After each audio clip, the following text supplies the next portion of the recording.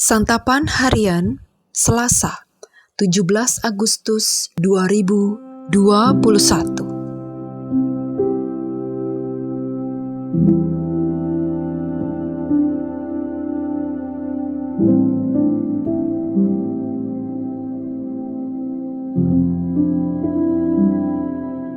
Inilah program Santapan Harian, sebuah program yang mengajak Anda menelusuri isi Alkitab, agar Anda menemukan makna firman Tuhan sesuai dengan konteksnya. Santapan Harian tertuju bagi Anda yang ingin memiliki kehidupan rohani yang segar, kuat, dan sigap.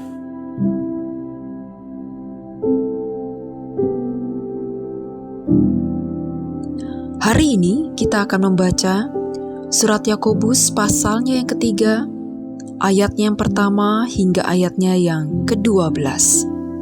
Namun sebelumnya, mari kita berdoa. Kami berpegang pada firman-Mu dan kami sangat mencintainya. Kami berpegang pada firman-Mu sebab seluruh hidup kami terbuka di hadapan-Mu.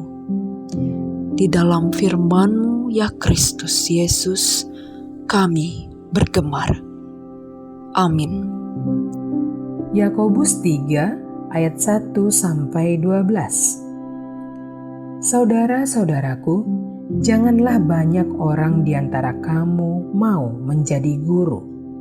Sebab kita tahu bahwa sebagai guru, kita akan dihakimi menurut ukuran yang lebih berat. Sebab kita semua bersalah dalam banyak hal.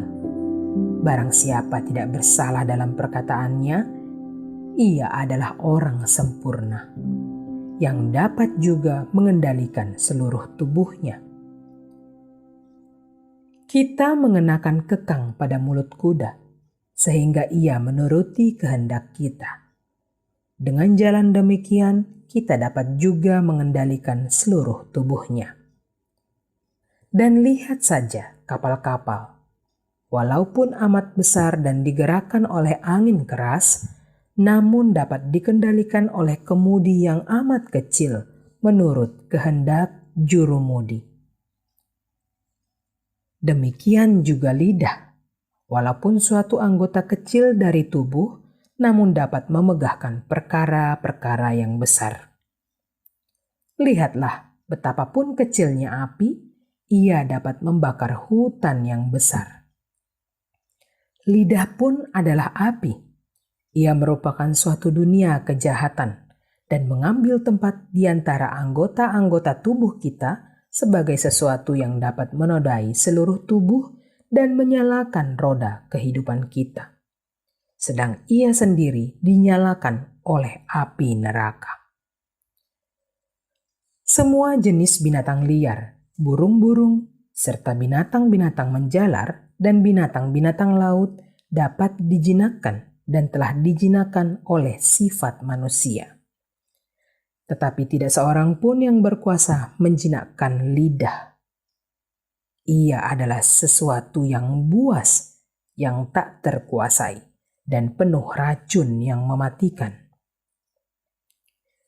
Dengan lidah kita memuji Tuhan Bapa kita, dan dengan lidah kita mengutuk manusia yang diciptakan menurut rupa Allah.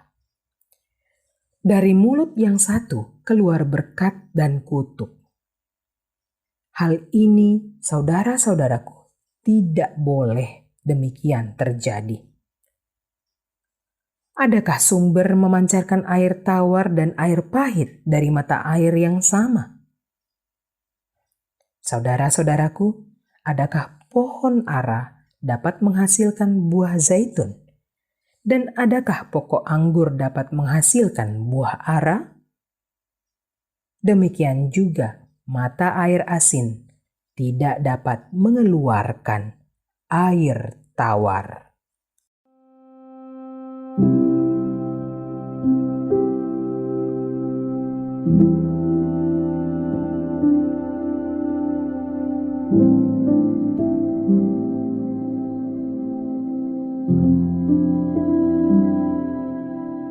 Sahabat Santapan Harian, Ada banyak orang yang tidak pernah dipukul oleh orang tuanya, tetapi ternyata terluka begitu dalam. Luka itu terjadi karena perkataan yang menyakitkan. Daya hancur perkataan itu mengakibatkan luka yang menghasilkan trauma, dan hal ini tidak kalah dengan pukulan. Tidak heran Alkitab sangat keras mengingatkan bahaya dan kuasa lidah. Dalam Yudaisme ada istilah lashon hara, artinya lidah yang jahat atau perkataan yang jahat. Lashon hara meliputi gosip, fitnah, rumor, ungkapan atau umpatan kasar, dan ucapan yang salah dan tidak pada tempatnya. Talmud pun dengan keras mengatakan, orang yang mengucapkan lashon hara, ia menyangkali Allah. Dosa lashon hara disejajarkan dengan dosa penyembahan berhala, perzinahan, dan pembunuhan. Lidah sekalipun kecil sangat mematikan. Sebab itu, lidah perlu dikendalikan. Apabila tidak dikendalikan, kehidupan seseorang bisa hancur karenanya. Seperti api kecil dapat membakar hutan yang luas. Demikianlah, lidah yang kecil juga dapat membawa seseorang berhadapan dengan penghakiman Allah. Jadi, mengucapkan perkataan jahat tidak seharusnya dilakukan oleh para pengikut Kristus.